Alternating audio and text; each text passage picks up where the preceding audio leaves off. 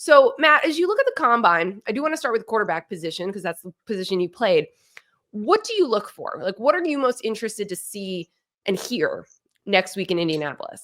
Well, it's always interesting when you go to the combine, right? A lot of it is the measurements and what you do in the 40, the jumps and this. But for quarterbacks in particular, I think it's how they communicate.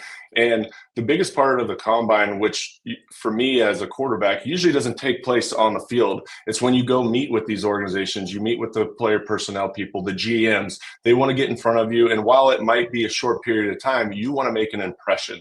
Is this guy going to be the leader of a team? Can he handle being the face of our franchise? And so you want to impress in that aspect. And then also the physical aspect. When I say physical, I literally mean you go into the doctors, the trainers, and they break you down like a science lab and do all the physical stuff to make sure that when they pay this asset that he's going to be available and that he's not going to have these injuries that are lingering and everything else. So those are two major components. And then when you get out on the field, I think it's always hard when you're evaluating somebody in shorts. Hopefully, if they've made it this far and they've got an invite to the combine, you can turn on the film and already establish that this guy can play or he can't. But then again, it's how does he interact in that kind of environment when you're throwing to receivers that you normally don't throw to? How does your footwork look? How do you interact with the other quarterbacks? Do you have a natural presence about yourself? So all these things are being evaluated, including the measurables.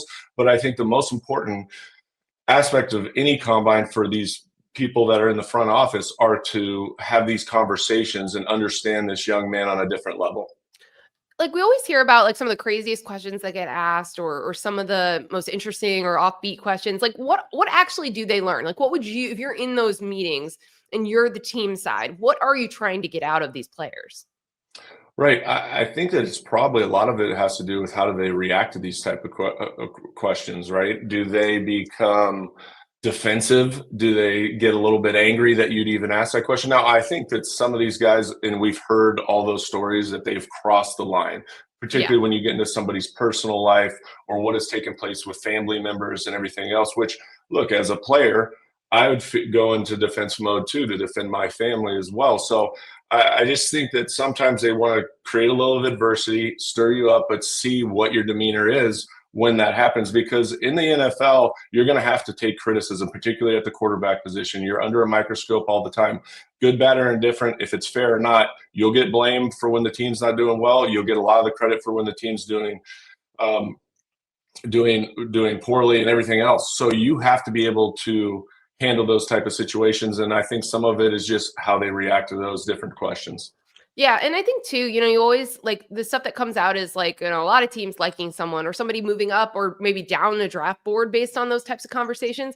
I do think, Matt, you and I were talking about this before we hopped on to record this, that like everyone's really coached up now. Like you're not really getting like real raw conversations. I feel like because this used to be the official like start of the pre-draft process, the combine.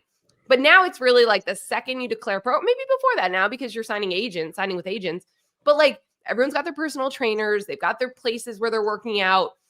Everything is geared towards this. But so is the media training. So like, are you really getting a look at these guys, who they actually are? I think that's why you also call everybody who's coached them, everyone who's played with them, and do all of that research, because I do think people are going to like obviously try to put their best foot forward in those meetings themselves.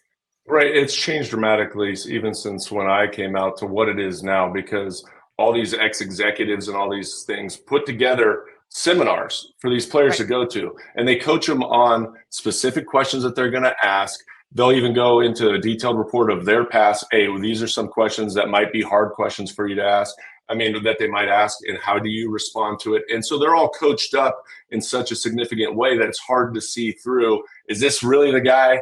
Or is he just trained so well and has been taught so well by people leading up to the draft that that's why he crushed? So they have to do their due diligence, particularly in the front office and player personnel. You have to talk to coaches. And the other part is social media. What do they put out on their social media? How do they interact with their teammates? Or is he a leader inside the locker room? Was he a team captain on the team?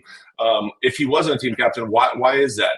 Does he not have a personality that reflects that of leadership? Or is he just one of those guys that's a little bit more quiet? So you heard that same conversation about Justin Herbert when he came out about, well, he wasn't always the greatest leader and all that, but then you see him come into the NFL and he's really blossomed into the leader of that organization, the face of that franchise. So I think that they have to do their due diligence and try to understand the player holistically. And that starts with a lot of work with, like you said, talking to coaches. If you can talk to teammates, their player position coach is valuable resource because he sees them on a daily basis, how he studies the film, what he works like on the practice field, and all those components come together to make their evaluation process complete.